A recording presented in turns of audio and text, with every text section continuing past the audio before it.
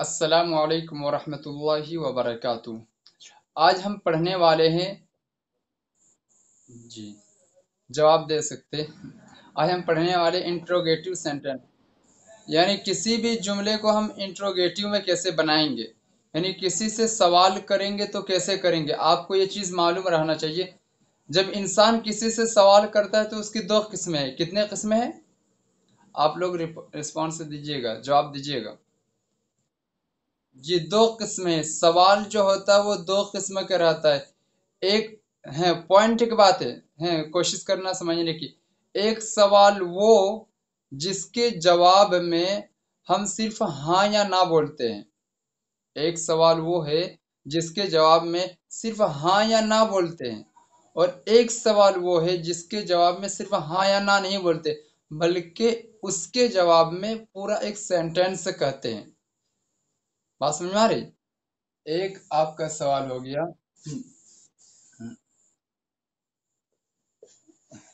आपका एक एक नंबर जो सवाल है, इसमें सिर्फ यस और नो कहा जाता है। सिर्फ यस और नो कहा जाता है। और दूसरा नंबर जो सवाल है, इसमें यस और नो नहीं कहा जाता है, बल्कि इसमें पूरा सेंटेंस कहा जाता है।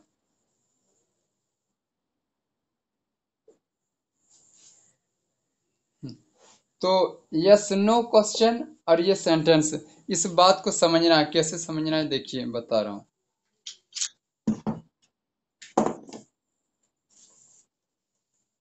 चलिए रहने दीजिए। अगर कोई आपसे इस तरह कीजिए, एक एक वो सवाल होता है, जब मतलब काम के बारे में आपको मालूम है कि ये काम हुआ है, यानी खाना किसी ने खाया, सिर्फ आपको कंफर्म करना है। तब वहां पर उर्दू में जो सवाल किया जाता है वो किस तरह सवाल किया जाता है।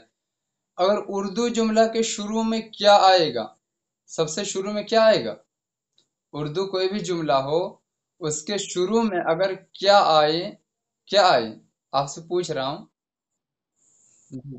क्या आएगा? क्या आएगा? जी, लफ्ज़ क्या आएगा। यानी अगर शुरू में क्या आएगा तो उसके जवाब में सिर्फ हाँ बोलते हैं या ना बोलते हैं। सिर्फ हाँ या क्या बोलते हैं, सिर्फ हाँ या ना बोलते हैं। और अगर शुरू में क्या नहीं हो, बल्कि कुछ और तरीके से सवाल किया जा रहा है, तो उसमें हाँ या नहीं, हाँ या ना नहीं बोला जाता, बल्कि उसके जवाब में एक जुमला बोला जाता है। मैं मिसाल दे रहा हूँ पहले की, जिस मैं जी, कुछ बोल रहे क्या? जी जी जी। एग्जाम्पल के तौर पर, कि पहले वाला सवाल जिसके जवाब में सिर्फ हाँ या ना आता है उर्दू में, जैसे क्या आप खाना खा रहे हैं? क्या आप, शुरू में क्या आ रहा है, शुरू में लफ्ज क्या आ रहा है, क्या आप खाना खा रहे हैं? तो आप जवाब में क्या बोलेंगे? सिर्फ हाँ बोलेंगे। क्या बोलेंगे? हाँ या ना बोलेंगे। पूरा सेंटेंस बोलने की जरूरत नहीं, सिर्फ हाँ ये ना बोल देंगे तो काम चल जाएगा। यस, मैं खाना खा रहा हूँ। हैं, क्या आप इंग्लिश क्लास, स्पोकन इंग्लिश के हैं, मतलब क्लास कर रहे हैं? तो आप क्या बोलेंगे? यस या नो, हाँ या ना बोलेंगे। उसी तरह क्या आप अपना होमवर्क अभी लिख रहे हैं?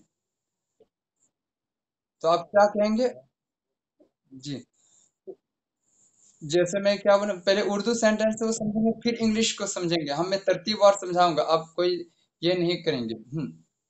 मैं आपसे पूछ रहा हूँ, क्या आप मोबाइल पर बात कर रहे हैं? आप कुछ भी बोलिए, हाँ या ना। जी जी, हाँ हाँ। मैं बोलूंगा, क्या आप मदरसा जा रहे हैं? क्या बोलेंगे? हाँ। तो हाँ या ना कब उस जवाब में आ रहा है, किस सवाल के, जिस सवाल के शुरू में क्या आ रहा है। जी, अगर शुरू में क्या आएगा तो उसके जवाब में हाँ या ना ही आएगा, उसके अलावा कुछ नहीं आएगा। हाँ या ना, उसके बाद आपके लिए इजाजत है। अगर पूरा सेंटेंस बोलना चाहो तो बोल दीजिए, वरना बोलने की जरूरत नहीं। जैसे मैं आपसे पूछूंगा, क्या आप खाना खा रहे हैं? तो आप सिर्फ बोल देंगे हाँ।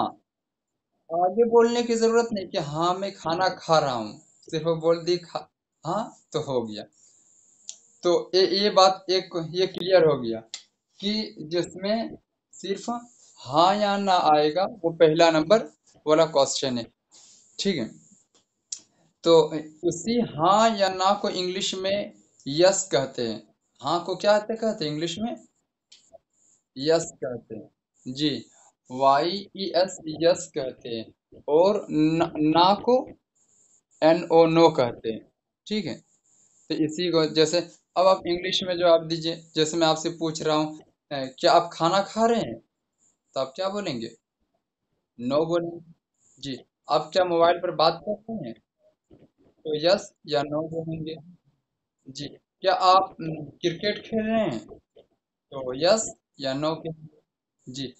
तो वो सवाल जिसके जवाब में यस या नो आ रहा है, उस सवाल को यस नो क्वेश्चन कहा जाता है। क्या कहा जाता है? Yes no question. Yes no question कहा जाता है। और वो सवाल है जिसके जवाब में यस और नो नहीं आता है, बल्कि एक पूरा जुमला आता है, उसको उसको क्वेश्चन वर्ड कहा जाता है। क्या कहेंगे उसको? क्वेश्चन वर्ड जी। तो इस जुमला को जिसमें यस नो आएगा, इसको क्या कहेंगे? Yes no question. Yes no question जी। और दूसरा नंबर में इसमें क्या आता है? इसमें यस नो नहीं आता, बल्कि इसमें पूरा सेंटेंस आता है। अगर कोई यस और नो कहेगा तो फिर उसको अहमक कहा जाएगा। और एक तरफ से देखा जाए तो उसको अहमक कहेंगे। कैसे? मिसाल के तौर पर मैं आपसे पूछ रहा हूँ, आप क्यों इंग्लिश सीख रहे हैं? आप क्यों इंग्लिश सीख रहे हैं? तो आप क्या बोलेंगे? हाँ। जवाब में आप हाँ बोल सकते हैं या ना बोल सकते हैं जी। पूरा सेंटेंस बोलना चाहते कि मैं क्यों सीख रहा हूँ, इसलिए सीख रहा हूँ ताकि इसके जरिए मैं दीन इस्लाम की वर्ल्ड में दावत दूं। बहरहाल जो भी मंशा है, तो इस चीज को बयान करते हैं। जैसे मैं आपसे पूछूंगा कि आप कहाँ जा रहे हैं? आप कहाँ जा रहे हैं? ये भी एक सवाल है। तो आप जवाब में क्या कहेंगे? आप बोल सकते हैं कि हाँ जी से। लेकिन अगर एक मान लीजिए अगर कोई बोल दे रहा है कि हाँ, तो ये जुमला सही होगा? नहीं होगा। इसलिए कि जब मैं आपसे पूछ रहा हूँ कि आप कहाँ जा रहे हैं, ये भी एक सवाल है। तो जवाब में इसके हाँ, यस और नो नहीं आएगा, बल्कि पूरा एक सेंटेंस बोलना पड़ेगा कि मैं धनबाद जा रहा हूँ या मैं बाजार जा रहा हूँ। कुछ भी आप पूरा एक सेंटेंस बोलना पड़ेगा। तो जिसमें एक पूरा सेंटेंस आएगा उसको क्वेश्चन वर्ड कहते हैं। क्या कहते हैं? Question word. दूसरे नंबर वाला में, ठीक है जी। आप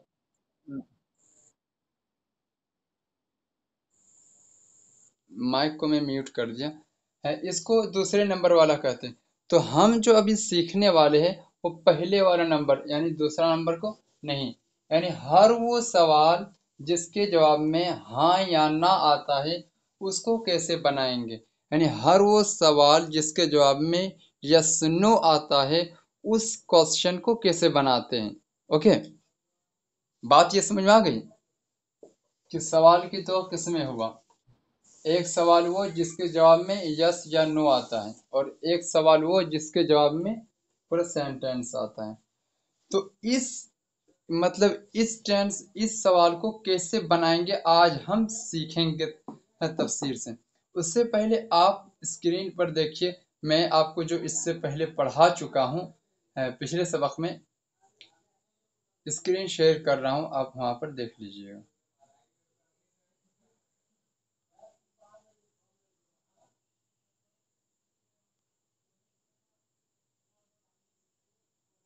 जी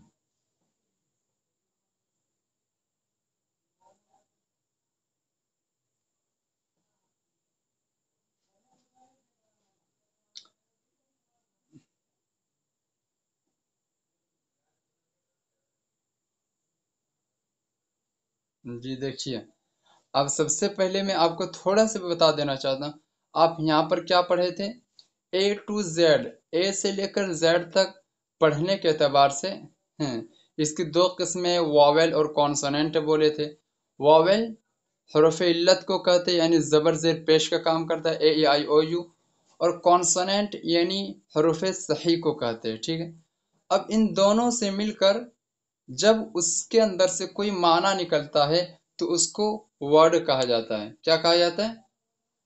हेलो, हेलो। वर्ड कहा जाता है। और उसी का फिर वर्ड की तीन किस्में बताया था।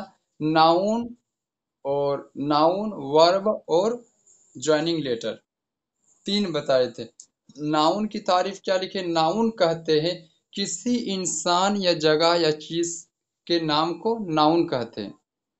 जैसे साजिद एक इंसान के नाम है, तो गोया कि जितने भी इंसान के नाम हैं सबको नाउन कहेंगे। धनबाद एक जगह का नाम है, जितने भी जगह का नाम है उसको नाउन कहते हैं। और वर्ब किसको कहते हैं?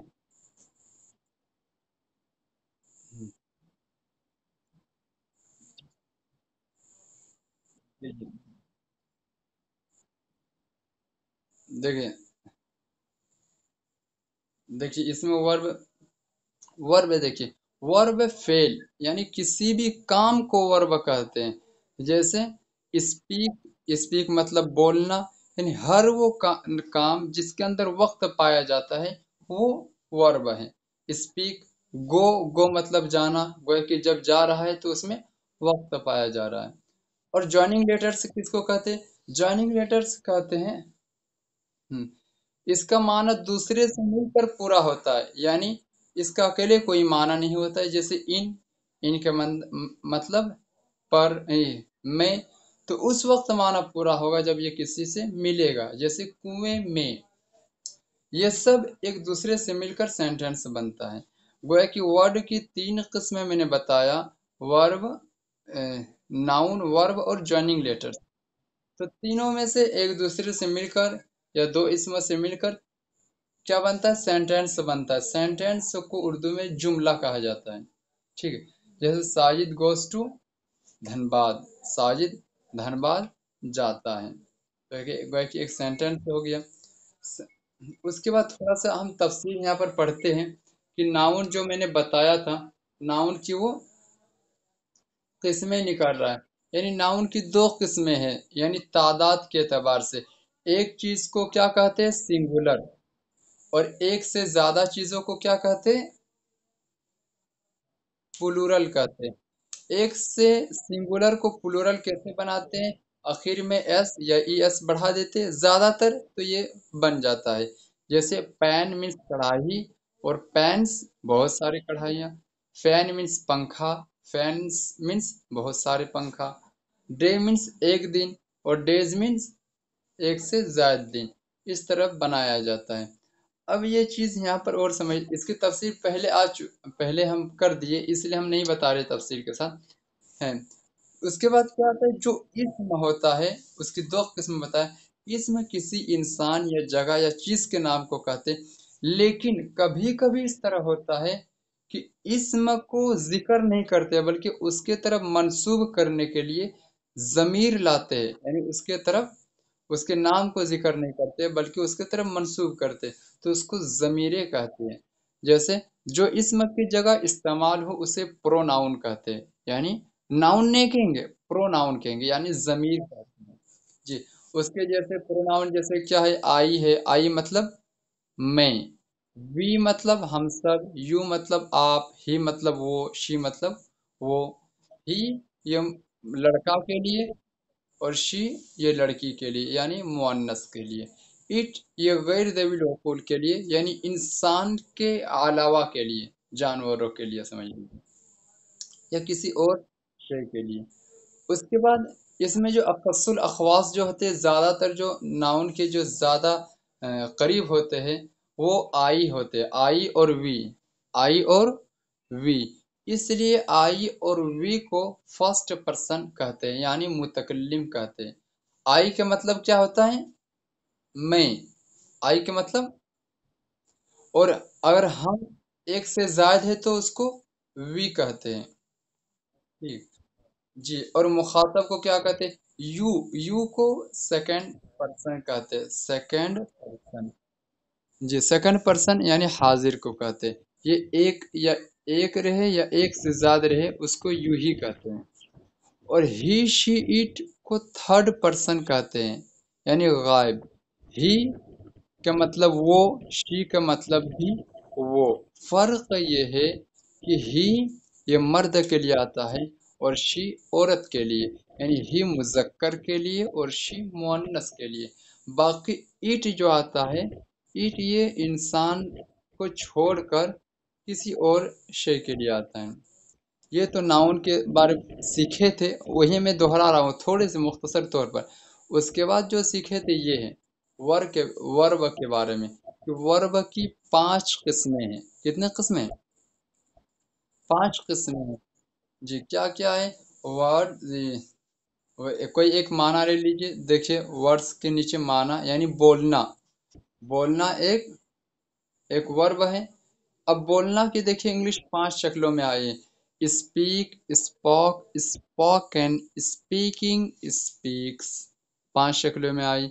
उसी तरह कोई भी दुनिया भर के काम को लेंगे तो उसके जब इंग्लिश लाएंगे तो 5 शक्लों में बट जाएगा।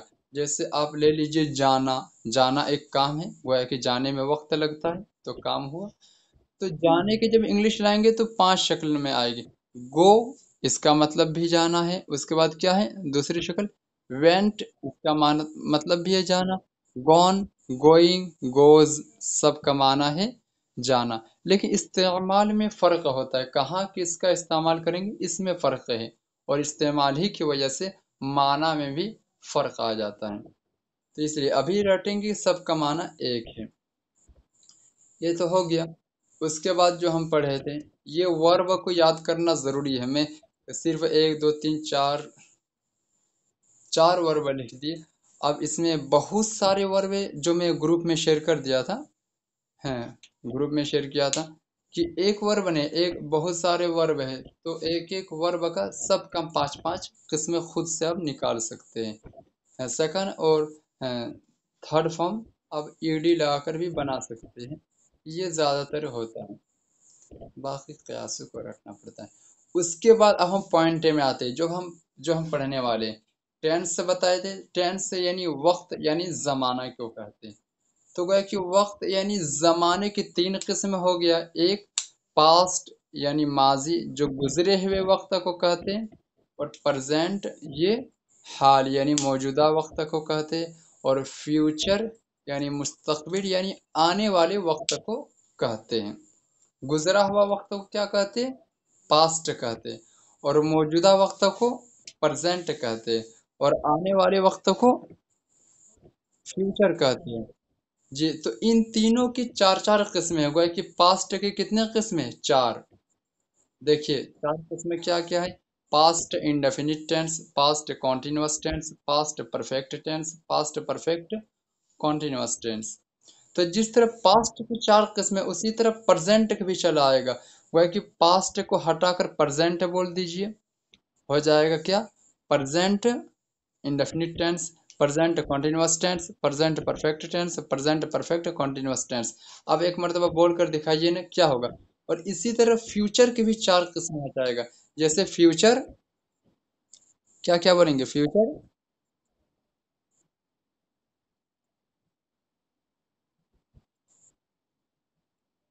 और बोलिए। नहीं, और दूसरा मैं नहीं बोल रहा कि और दूसरा स्टूडेंट बोलिए।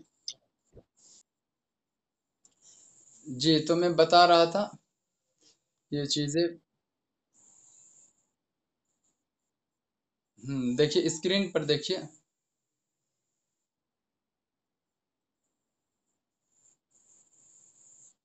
ये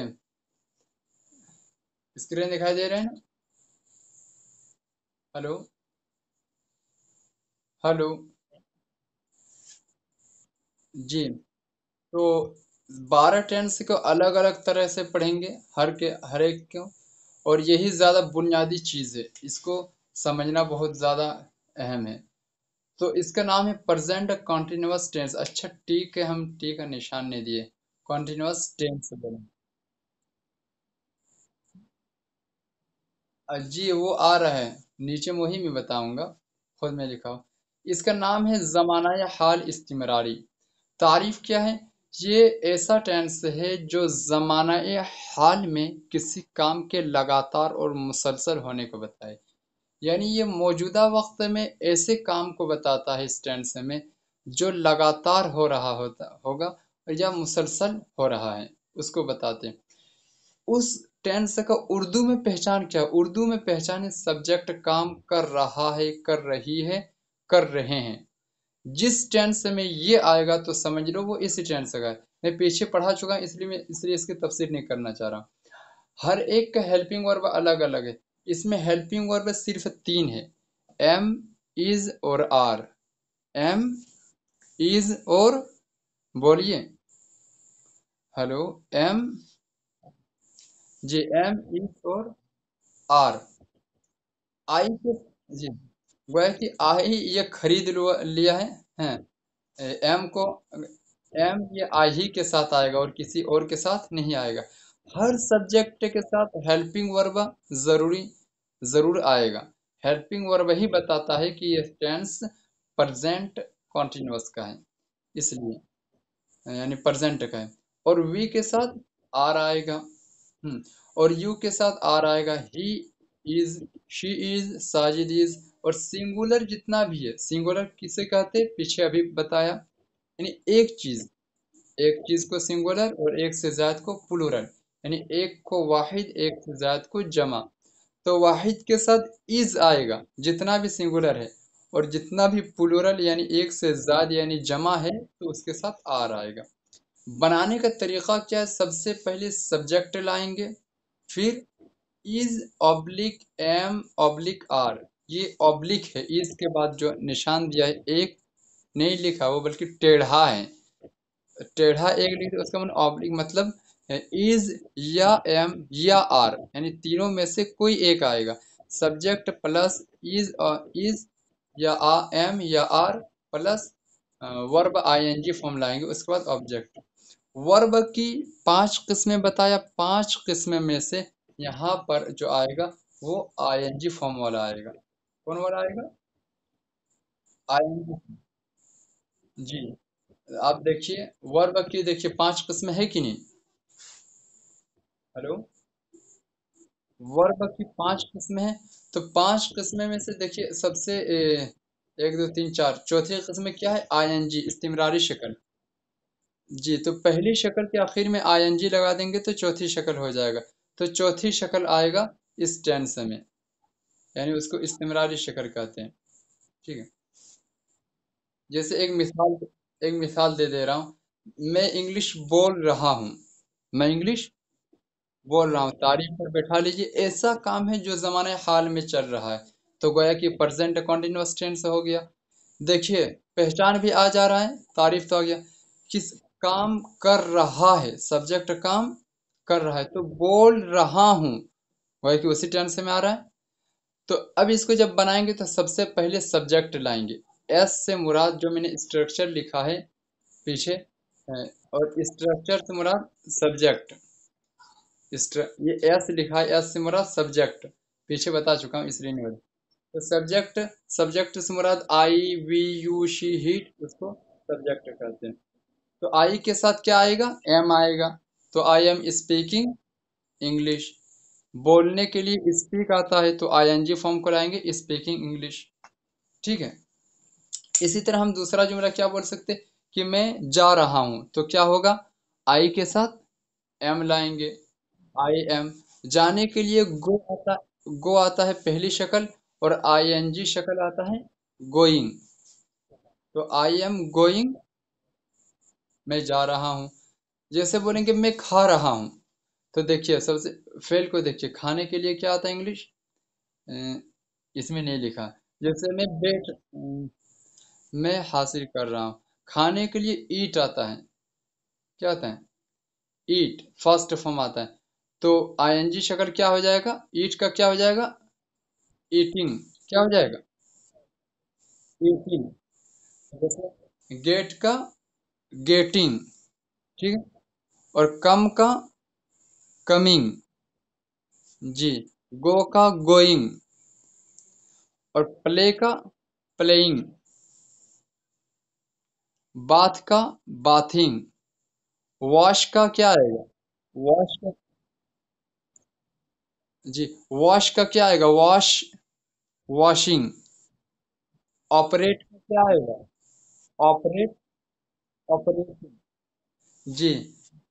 इस तरह इसमें आईएनजी शक्ल लगाएंगे तो हो जाएगा आई एम, जैसे मैं मोबाइल चला रहा हूँ, आई एम ऑपरेटिंग मोबाइल, तो ओ से मुराद ऑब्जेक्ट, यानी जो काम कर रहे हैं, ये समझा चुका हूँ, इसलिए इसकी तफसील नहीं। उसके बाद जो है कि मैं इंग्लिश नहीं बोल रहा हूँ, अगर इसके नेगेटिव बनाएंगे तो नॉट का यूज हेल्पिंग वर्ब के बाद करेंगे, कहाँ पर करेंगे, हेलो, हेल्पिंग वर्ब के बाद करेंगे और नॉट का यूज करेंगे तो,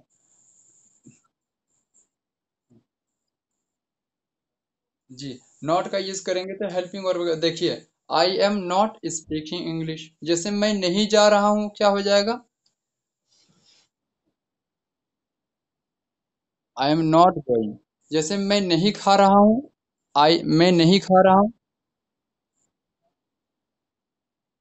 जी, मैं नहीं खा, और जो इंग्लिश नहीं आपको आएगा वो पूछ लीजिएगा, जैसा कि मैं नहीं खेल रहा हूँ, खेलने के लिए प्ले, जी, प्ले का प्लेइंग हो जाएगा, आई एम नॉट प्लेइंग, आई के साथ एम आता है, उसी तरह हम बोलेंगे कि आप नहीं पढ़ रहे हैं, तो आप नहीं पढ़ रहे, जी, यू के साथ आर लगाएंगे, यू के साथ आर, यू आर, और यू के बाद आर लाएंगे, यू आर नॉट रीडिंग, जैसे बोलेंगे वो नहीं लिख रहा है, वो वो से मुराद एक मर्द, तो मर्द के लिए क्या आएगा, ही, और ही के साथ क्या आता है, ही के साथ क्या आता है, इज आता है, तो ही इज नॉट राइटिंग, जी, जैसा कि फातिमा मोबाइल नहीं चला रही है, चला, मोबाइल चलाने के लिए ऑपरेट, हम्म, जी, वेरी गुड, जी, जी, बोलिए,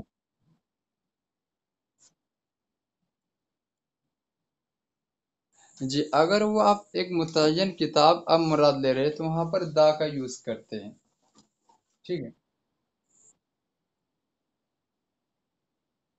जी, जी, जैसे मैं नहीं लिख रहा हूँ तो क्या होगा, I am, I am not not writing, उसी क्या बोलेंगे कि वो नहीं, हम्म, वो बिरयानी नहीं पका रही है,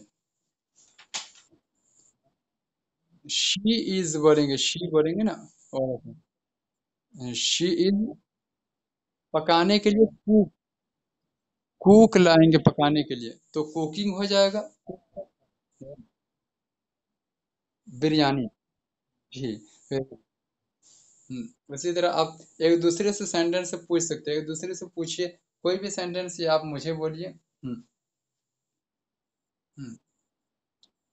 अब मैं, देखिए मैं ग्रुप में मैं शेयर किया हूँ बहुत सारे वर्ब आपके शेयर किया हूँ, आपका अगर उसका ये प्रोनाउंसिएशन नहीं मालूम है तो उसका तलफ़ुज़ के साथ उसमें जिक्र है, आप उसको देख सकते हैं और उसको लिख सकते हैं, ठीक है, लाइट, उसी तरह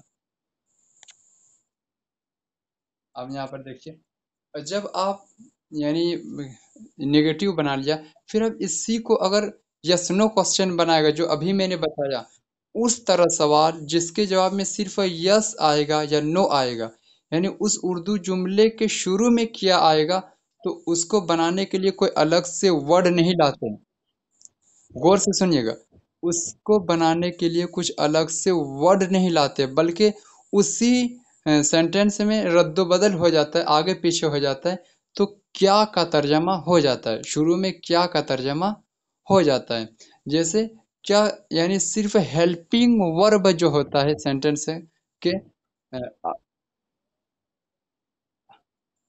अभी मैंने क्या तरीका बताया था कि पहले सब्जेक्ट आएगा, फिर हेल्पिंग वर्ब आएगा, फिर वर्ब आएगा, फिर ऑब्जेक्ट आएगा। लेकिन जब सवालिया बनाएंगे यस नो क्वेश्चन, तो शुरू में हेल्पिंग वर्ब चला आएगा, उसके बाद सब्जेक्ट लाएंगे। शुरू में हेल्पिंग वर्ब यानी देखिए, आई एम स्पीकिंग इंग्लिश था, तो एम को शुरू में लाएंगे। हेल्पिंग वर्ब कौन है? एम है। तो हो जाएगा एम आई स्पीकिंग इंग्लिश, क्या मैं बोल रहा हूँ। यानी जी जी। बोले क्या मैं खाना खा रहा हूँ, तो क्या बोलेंगे? हाँ जी, शुरू में हेल्पिंग वर्ब ले आएंगे। क्या मैं खेल रहा हूँ? प्लेइंग। जी। क्या मैं जा रहा हूँ? जी। उसी तरह आप एम की जगह यू लगा सकते हैं। यू के साथ हेल्पिंग वर्ब आर आता है, तो आर को शुरू में ले आएंगे। क्या बोलेंगे? जी जी जी। क्या आप इंग्लिश बोल रहे हैं? जी, very good. You are very intelligent boy. Are you speaking English? क्या जी, क्या आप अरबी सीख रहे हैं? क्या आप जी, very good. Are you learning Arabic? क्या आप खाना खा रहे हैं? जी। इसी तरह सवालिया बनाते हैं, किसी से पूछ रहा क्या आप मोबाइल चला रहे हैं?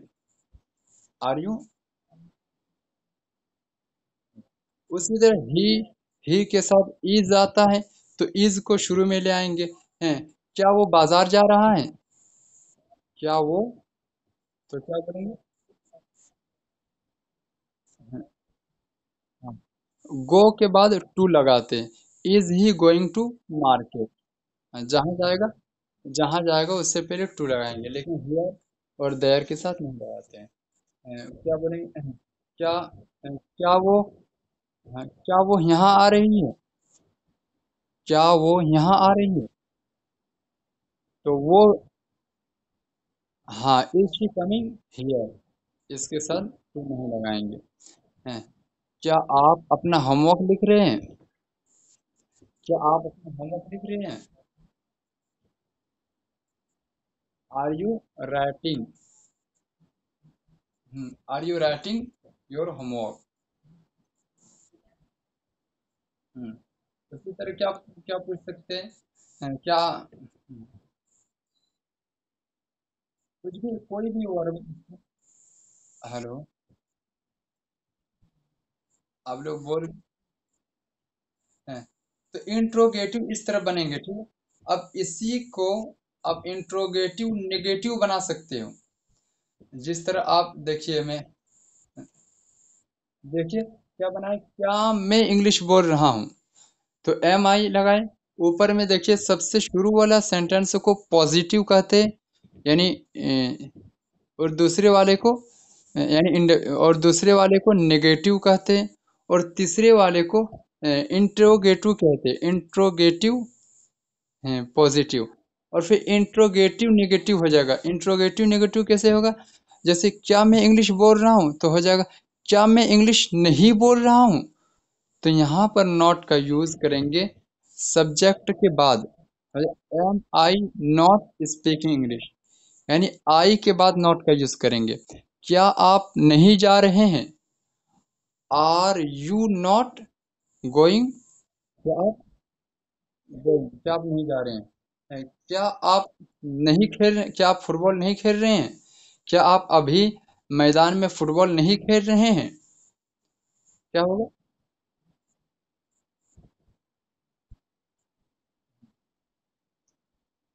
जी।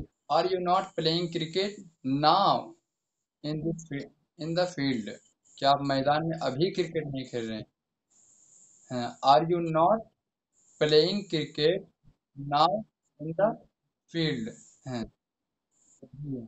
इसी तरह कोई भी एक नाउ, NOW, इसका माना होता है अच्छा है। अब 10:30 होने वाला है, गोया कि आपका क्लास ओवर होने वाला है। इस तरह कोई भी एक सेंटेंस बोलिए जो इंट्रोगेटिव में हो।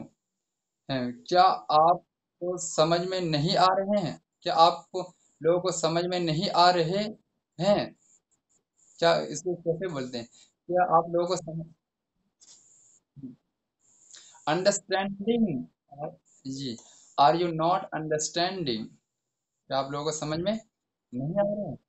जी, इस कोई भी इस तरह बोलिए, आपको जो भी कुछ भी माइंड में हो इस तरह सवाल जो यस नो क्वेश्चन है, यानी शुरू में क्या आना चाहिए और वो प्रेजेंट कंटिन्यूअस टेंस होना चाहिए, तो उसको इस तरह बनाते हैं। तो उम्मीद है कि इसी को समझाने के लिए मैं उसको डिटेल से में लिया, ताकि थोड़ा सा आपको समझ में आ जाए। इसके बाद जो आप पढ़ेंगे वो आप दूसरे क्वेश्चन वाले क्वेश्चन के मैंने दो किस्में निकाला था। एक वो क्वेश्चन जिसके आखिर जिसमें यस नो क्वेश्चन होगा वो आप आज पढ़ चुके हैं, और आइंदा और फिर दूसरे सबक में जो पढ़ेंगे वो दूसरा वाला जुमला पढ़ेंगे जिसमें वो ऐसा सवाल आए जिसके जवाब में क्वेश्चन आएगा, यानी यस नो नहीं आएगा। जैसे मैं पूछ रहा हूँ, are you eating food? Are you eating food now? तो आप क्या बोलेंगे? नो। नो सिर्फ बोल देंगे नो, ये बोलने की जरूरत नहीं no I am not eating food, ये इतना बोलने की जरूरत, और बोल देंगे सेंटेंस से तब भी कोई दिक्कत नहीं, लेकिन नो तो आ रहा है ना, इसलिए इसको यस नो क्वेश्चन कर। जैसे आर यू ऑपरेटिंग मोबाइल? क्या आप मोबाइल चला रहे हैं? Yes I am operating mobile. जी। जी, क्या आप फुटबॉल खेल रहे हो अपने दोस्तों के साथ? Are you playing football with your friend? Yes, yes I am playing football with my friend. मैं अपने फ्रेंड्स, मैं अपने दोस्तों के साथ क्रिकेट खेल रहा हूँ। तो इस तरह कोई भी सेंटेंस आप इसको बना सकते हैं यस नो क्वेश्चन। तो आपको जो बनाना है, यस नो क्वेश्चन पॉजिटिव और यस नो क्वेश्चन नेगेटिव, दोनों में सेंटेंस 10-10 जुमला बनाना है, ठीक है? कौन और अच्छा, मैं एक का एग्जांपल नहीं दिया हूँ, आप खुद से बना सकते हो। क्या मैं इंग्लिश बोल रहा हूँ? Am I speaking English? इसी तरह नॉट लाकर am I not speaking English? इस तरह आप 10। जी, याजदानी रजा आपको छोड़कर बाकी जो ये यस नो क्वेश्चन, ये पहला, ये वाला 10 बनाएंगे, और फिर नॉट लाकर 10 बनाएंगे। एक वर्ब को डबल नहीं लाएंगे, इतना सारा वर्ब मैं सेंड किया हूँ। हर सेंटेंस में अलग अलग वर्ब का यूज करेंगे, वर्ब यानी फेल का अलग अलग यूज करेंगे, ठीक है? तो दूसरा, आइंदा सबक देखने के लिए कल जरूर क्लास को अटेंड करें। मैं इसके हैं और जी, मैं किसी कुछ क्वेश्चन है, कुछ पूछना चाह रहे हैं? जी, जी बोलिए। अच्छा जी, आपको मैं सबक नहीं, जी जी बता रहा हूँ आपको। मैं इस ताल्लुक से कोई पूछना चाहते हैं जो अभी मैं पढ़ाया, इसके मैं आपका सबक ले रहा हूँ, मैं आपका अभी बाकी है।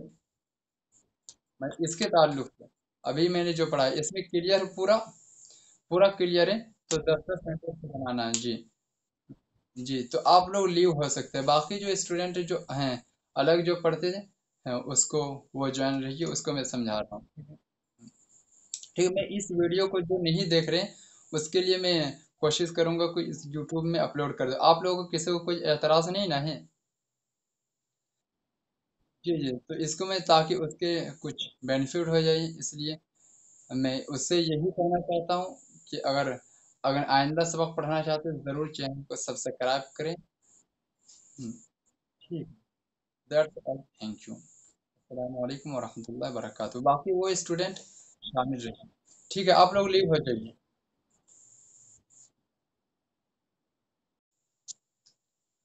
दोस्तों, अगर वीडियो अच्छी लगी है तो ज़रूर मेरे इस चैनल को सब्सक्राइब करें, ताकि आगे की वीडियो जब मैं बनाऊंगा अपलोड करूंगा तो आप तक बआसानी पहुंच जाए। इसलिए सब्सक्राइब के बाद बगल के बेल आइकन यानी घंटी को दबाकर ऑल ALL पर दबाना लाजमी है। ऑल पर दबाएंगे तभी हर एक वीडियो का नोटिफिकेशन आप तक पहुंचेगी। तो ज़रूर सब्सक्राइब करें एंड अगर पसंद आए तो ज़रूर शेयर करें। और अगली वीडियो देखने के लिए फिर से मिलते हैं नेक्स्ट वीडियो में। कांटेक्ट कर सकते हो व्हाट्सएप पर, मेरे नंबर पर कांटेक्ट कर सकते हैं। इस कोर्स करने के लिए आप पर्सनल पर राब्ता कीजिए। आप जो सवालात में दिया हो, अगर आप पर्सनल पर राब्ता नहीं करेंगे तो कमेंट बॉक्स में भी आप लिख सकते हैं, यानी इंटरोगेटिव सेंटेंस के जुमले।